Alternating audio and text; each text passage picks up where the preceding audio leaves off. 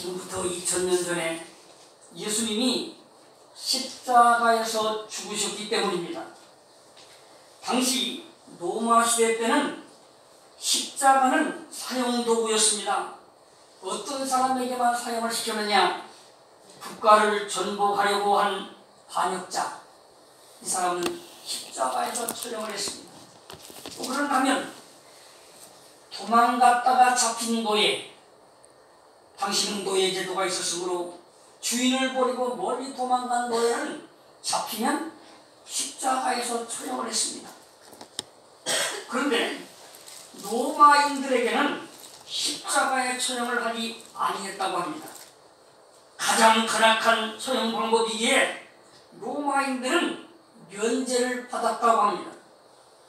그런데 예수님은 반란도 한 일이 없고 반역도 한 일이 없고 또 노예로서 도망갔다 잡힌 지도 아닌데도 불구하고 십자가에서 처형을 받으셨습니다. 무엇 때문이겠습니까? 두 가지 이유를 우리는 생각해 볼 수가 있는데, 그 첫째는 표면적인 이유입니다.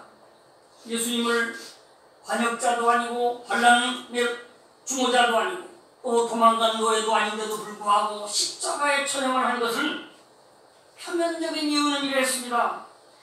가이사인 로마 황제에게 저항을 한다는 부실이었고, 또 예수님을 정치범으로 몰아 십자가형을 받게 하려고 하는 유대인들의 관계가 있었습니다.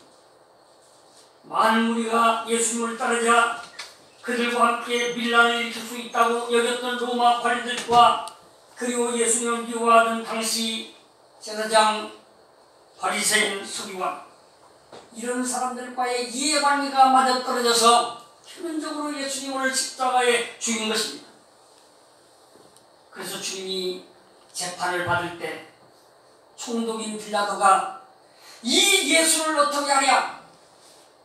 지금은 명절인데 이 명절을 앞두고는 죄수 하나를 도와주는 전례가 있는데 살인강도인 바라바가 지금 목소가 있고 오늘 재판받은 예수가 있는데 이 둘 중에 누구를 도와주랴? 이렇게 말할 때 수많은 유대인들은 예수님을 십자가에 못 박고 바라바를 놓아달라고 외치지 않았습니까? 이렇게 표면적인 이유는 로마 황제 가이사에게 이제 반란을 일으킬 만한 사람이라고 하는 이것이 유대인들과 이해관계가 맞아떨어져서 예수님을 십자가에 죽였습니다. 그러면 두 번째로는 실제적인 이유입니다. 실제적인 이유는 유대 바리새인들의 전통이 무너져가고 예수님께 모든 인기가 몰리게 되자 당시 유대교 종교 지도자들은 그 기득권을 지키기 위해서 바리새인과 사두개인과 그리고 장로와 제사장들이 같이 모의를 해서 백성들을 선동해서 예수님을 처형함으로 자기들의 기득권을 지키고자 하였던 것입니다. 여하튼 어떤 이유가 되었든지 간에 우리 주님은 당시 로마에서 가장 극적인 십자가에서 처형을 당하시고 죽으신 것입니다. 오늘 십자가에 죽으신 예수님을 여러분에게 소개하는 것은 내일부터 시작되는 고난주간이기 까닭입니다. 그러면 예수님은 왜 십자가에서 죽으셔야 했나요? 그 첫째는 하나님과 인간을 화목시키기 위한 죽음이었습니다. 인간과 하나님과의 화목을 우리 주님께서 만드시기 위해서 죽으신 것입니다. 인간은 하나님 앞에 죄를 지음으로 하나님과 인간의 사이는 원수와 같은 관계였다고 성경을 말하고 있습니다. 로마서 5장 10절에 보면 곧 우리가 원수 되었을 때에 그의 아들의 죽으심으로 말미암아 하나님과 화목하게 되었은즉, 예수님이 십자가에서 죽으심으로 죄인인 인간과 의로우신 하나님과의 가로막힌 그 담이 벌어지게 되고, 그리고 원수되었던 관계가 화목된 관계가 되었다는 것입니다. 그래서 하나님과 화목하게 되었은즉 화목하게 된 자로서 그로 말미암아 더욱 구원을 받을 것이라고 말씀했습니다. 에베소 2장 14절에도 그는 우리의 호평이신지라 둘로 하나를 만드사 원수된 것 곧 중간에 막힌 담을 자기 육체로 패하시고 또 십자가로 이 둘을 한 몸으로 하나님과 화목하게 하셨느니라. 예수님이 십자가에 죽으신 것은 죄 없으신 무지한 분으로 죽으셨는데 왜 죽으셨느냐? 우리와 하나님 사이를 화목하게 하려고 했다는 것입니다. 그래서 우리는 예수님을 중보자라고 부릅니다. 나는 길이요 진리요 생명이니 나로 말미암지 않고는 아버지께로 갈 자가 없느니라고 했습니다. 미국에 가면 서부에 북쪽 지방을 샌프란시스코, 남쪽을 LA 이렇게 우리가 나눠 부릅니다. 그런데 이 샌프란시스코에 가면 마린반도라는 섬과 연결하는 금문교가 세계에서 가장 유명한 다리가 있습니다. 금문교라는 다리입니다. 길이가 2,925m, 곧 3,000m가 가까운 길이를 가지고 있는 다리입니다. 높이는 227m가 되는 긴 다리입니다. 그러면 세계에서 이 다리가 가장 긴 다리인가? 그렇지 않습니다. 여러분이 이제 외국에 나가시려고 인천공항에 가다 보면 우리나라 인천대교가 이보다 아마 10배는 길 거예요. 근데 왜 이 금문교가 세계에서 가장 큰 다리로 유명하느냐? 자, 다리를 놓으려면 이쪽에서 이쪽으로 건너가게 하려면, 본토에서 마린반도로 건너가려면 다리를 놓는데, 우리가 다리라고 하는 말이 무슨 말이에요? 중간중간에 뭐가 있어요? 기둥이라는 다리가 있잖아요. 그래서 그 다리를 연결해가지고 목적지까지 다리를 놓습니다. 근데 이 금문교는 3km, 곧 3,000m가 되는 그 길인데도 불구하고 이 기둥인 다리가 하나도 없다는 것이에요. 그러니까 3,000m를 그럼 어떻게 놓았느냐? 쇠줄인 로프로 이어가지고 밑에 바다에는 아무런 기둥이 하나도 없는 다리입니다. 그래서 이 금문교라는 다리가 세계에서 가장 유명한 다리인데, 이 다리는 언제 만들어졌느냐? 1933년, 지금으로부터 86년 전에 이 다리가 만들어졌어요. 그리고 1937년까지 4년에 걸쳐서 공사를 시행했는데, 공사 중에 이 다리를 건설하다 떨어져 죽은 사람이 70명이 넘습니다. 물속에다 후장된 곳이죠. 이 70명이라는 희생자가 있었기에 이 다리는 본토인 미 대륙과 그리고 섬을 연결하는 다리가 되고 되었던 것입니다. 자, 이것은 우리에게 어떤 의미로 이제 이해가 되겠습니까?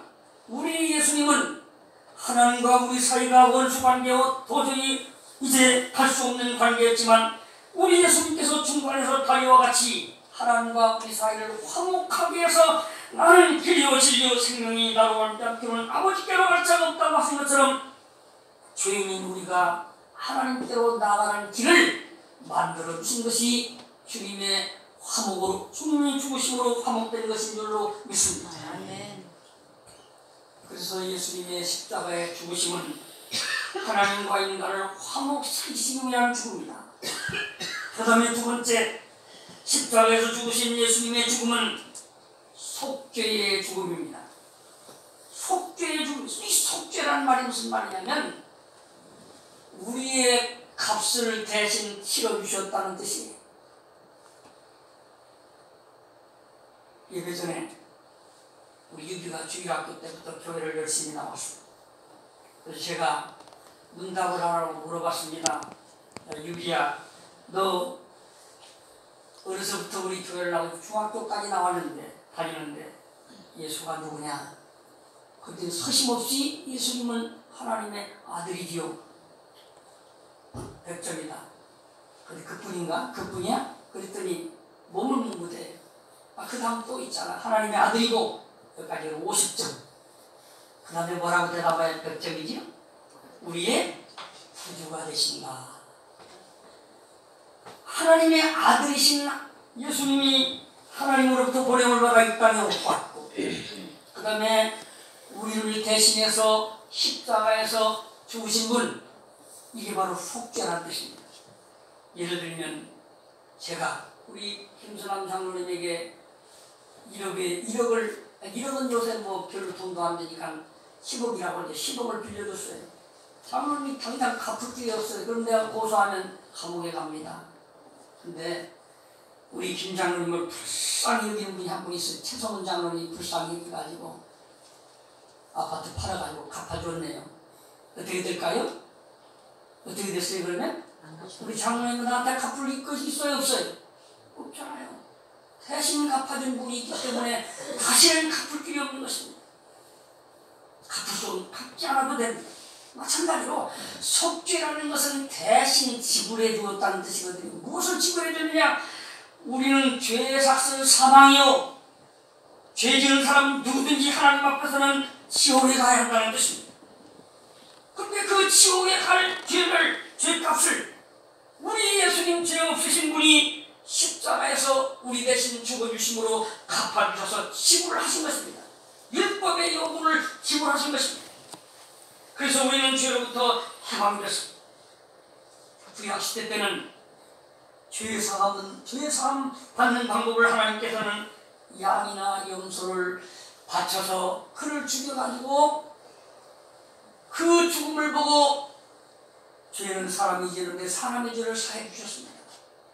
다시 말하면 범죄한 사람은 양을 가지고 옵니다. 제사장이 가져오면 제사장이 묻습니다. 당신 무슨 죄를 졌습니까? 저는 죄인이라 하나님께 이제 속죄제를 드리려고 합니다. 그러냐? 그럼 당신의 손을 이 염소의 머리 위에 얹으십시오. 그러면 손을 얹고 제사장과 함께 손을 얹어 기도해 줍니다. 아무개 씨가 범죄해서 죽어야 마땅하지만 죽을 수는 없고 이 양에게 이 사람의 죄를 다 전가시킵니다. 하나님, 오늘 이 사람의 죄를 양에게다 염소에게 뒤집어 씌우니까 염소가 대신 죽을 것입니다. 그러니 이 사람의 죄는 사하여 주옵소서. 그러면 하나님은 내가 죽어야 하지만 나 대신 염소가 죽어줌으로 그 피를 보시고 그 피 흘림을 보시고 바로 우리를 그 죄 지은 사람을 사해 주는 것입니다. 그래서 예수님을 향해서 세례 요한도 뭐라고 말했습니까? 세례 요한이 예수님보다 6개월 이 땅에 먼저 왔습니다. 세례 요한이 먼저 요단강에서 그에게 알아 천국이 가까워하느냐고 선포했습니다. 그때 막 예수님이 요단강가에 나타나시자 세례 요한은 예수님을 보고 뭐라고 말했습니까? 보라! 죄짐을 지고 가는 어린 양이로다. 예수님은 죄짐을 짊어지고 가는 어린 양과 같다고 말씀했습니다. 이스라엘 백성이 에집트에서 430년 동안 고생하다가 마지막에는 더 이상 견딜 수 없는 어려움에 처하자 하나님께 부르짖었습니다. 하나님께서 그들을 구원하시기 위해서 10가지 재앙을 내리시는데 그 마지막 재앙이 유월절 재앙입니다. 그런데 유월절 재앙을 모든 내국 사람들은 장자가 죽는 재앙을 받았지만 이스라엘 백성은 그 자리에서 구원을 받았습니다. 왜 그렇습니까? 바로 양을 잡아서 그 피를 문설주에 발라기 까닭입니다. 하나님은 이 사람들이 이 집에도 하나님의 저주의 죽음이 임하야지만 바로 대신 죽어준 양의 피가 있는 것을 보시고 그냥 넘어